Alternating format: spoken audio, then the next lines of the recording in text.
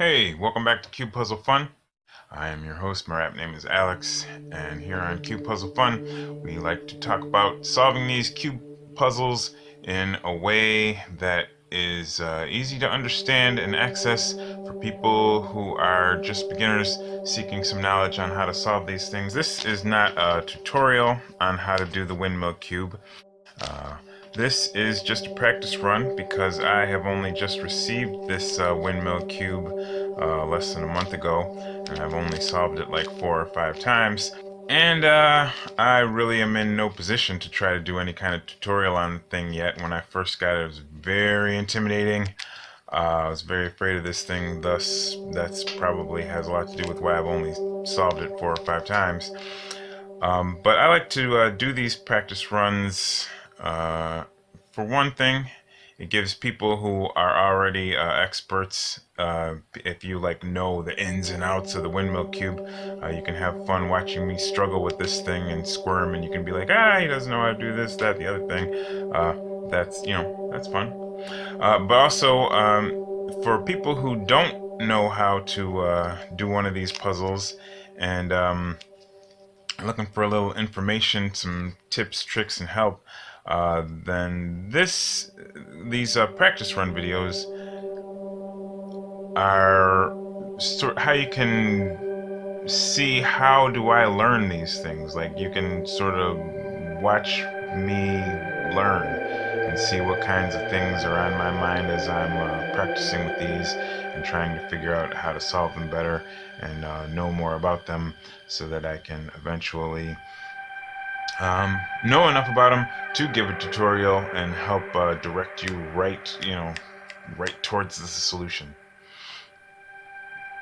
Yeah, Windmill Cube. This thing it looks ridiculous. It is ridiculous. And I have found that it's not quite so ridiculous as I initially thought. I mean, I was very afraid of it at the beginning. I'm gonna start putting it back together. It has two sides, the yellow side and the white side. First of all, it's just like it's a six-sided cube, like the 3x3 Rubik's Cube, and it does have white and yellow as opposites. So that's good that it will at least have some kind of frame of reference for us folks that do 3x3 Rubik's Cubes. This is my second practice run video. The very first practice run video that I did right at the very beginning of the channel, I was solving a 3x3 mirror cube, and that was a practice run not just for how to solve the mirror cube, but a practice run also on how do I even make videos about cube puzzles, how do I get my face on camera and then also get the cube puzzle on camera, and I only had partial success with that, to tell you the truth. I'm sorry for anybody who watched the whole mirror cube cube puzzle fun practice run, but there was so much of that video where the cube was not even on screen. Gonna get it a little more on screen now, and also gonna try to put some of my music in, just intersperse it a little bit here and there. I don't know, just to see whether I like it or not, whether it makes things more interesting, or I don't know, just see what the overall effect of that is. So here I have at least gotten all the yellows up to the yellow layer here, and in such a way as it forms a cube. I clearly do not have them all in the exact right place. Blue and green look good, but red and yellow look like they're transposed. They're in the opposite place of each other. And also I have learned that you can use this middle layer, line them up, and see, because actually even when you get this initial yellow and everything looks like maybe it's good, you can use these middles, this orange, green, red, blue, going around laterally, these middles will let you know that in fact it's more messed up than it even first appears. So not only do I have to get this orange over to here, but I have to get this whole green triangle over to here, because that's what really goes here. Oh bother.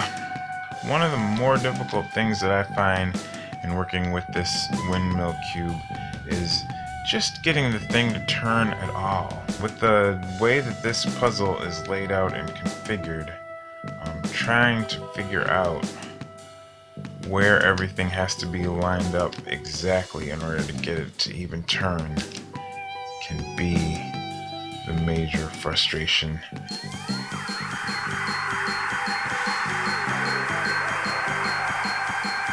Okay, so here is our yellow square, and we have red is over red, blue is over blue, orange is over orange, and green is over green. So that is, I don't know, it's a good start. We're off to a good start.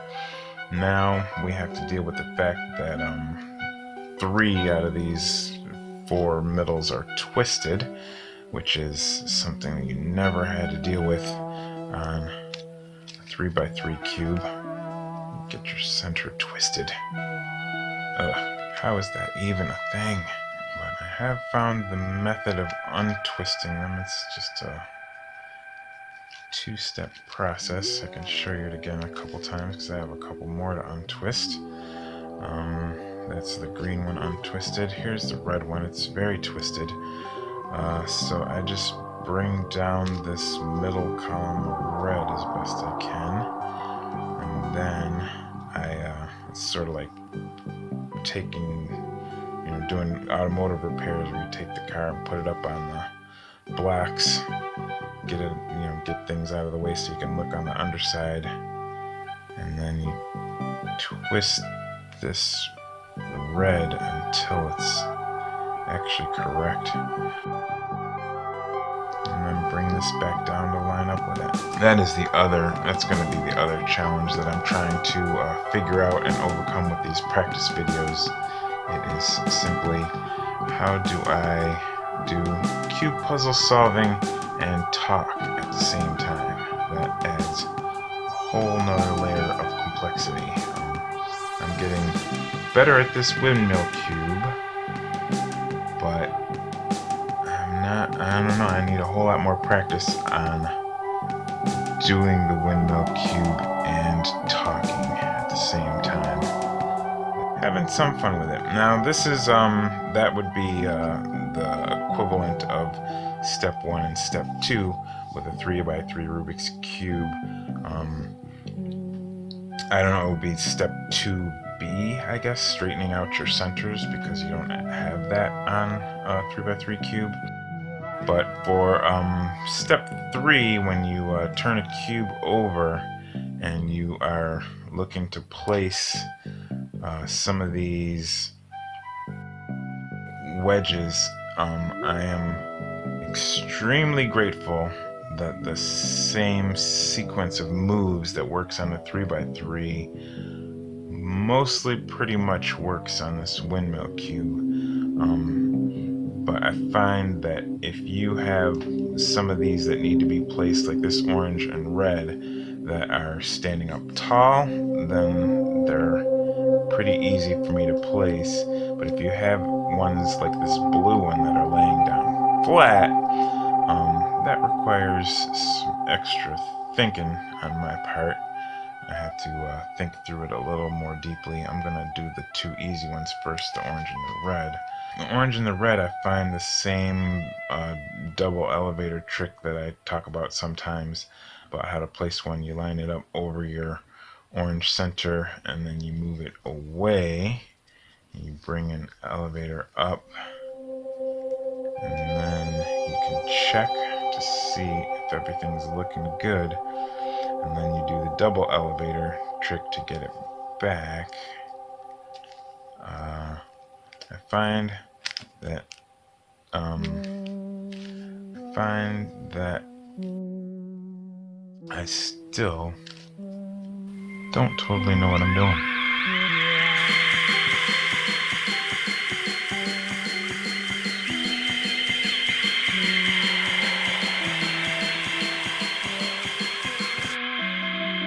The windmilliness of this whole windmill cube, it really works on my brain. It's like it does a number on me, and I cannot figure out what's what and where I am.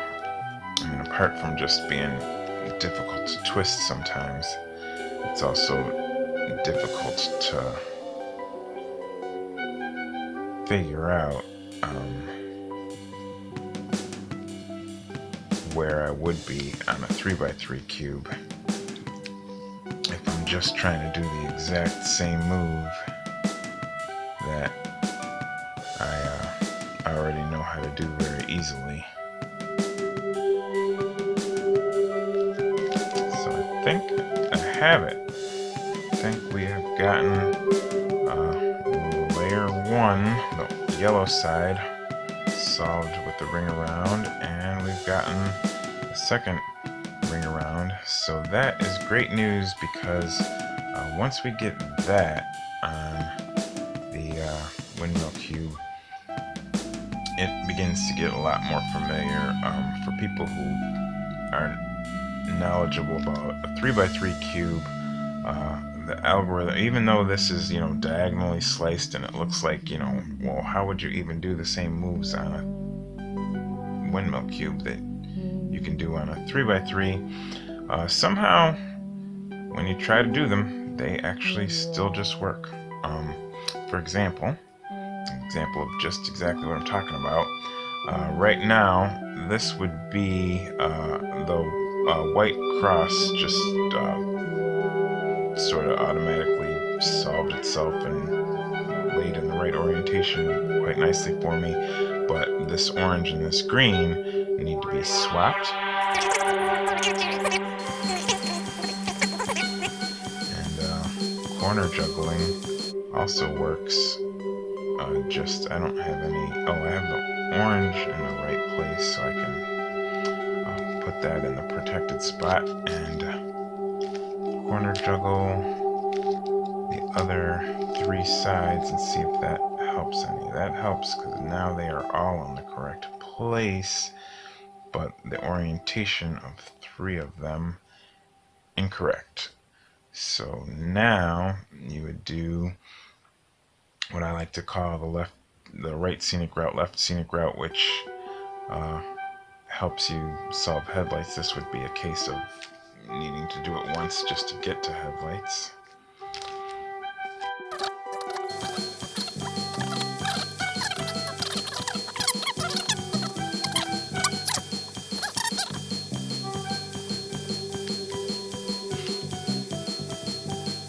Now I've got headlights, and now I think I am close.